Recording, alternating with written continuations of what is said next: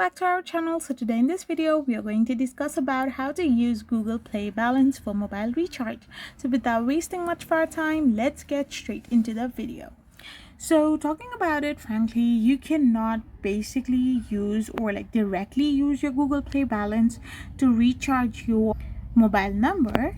Google Play Balance is intended for purchasing digital contents like in-app games, apps, movies, books within the Google Play Store itself.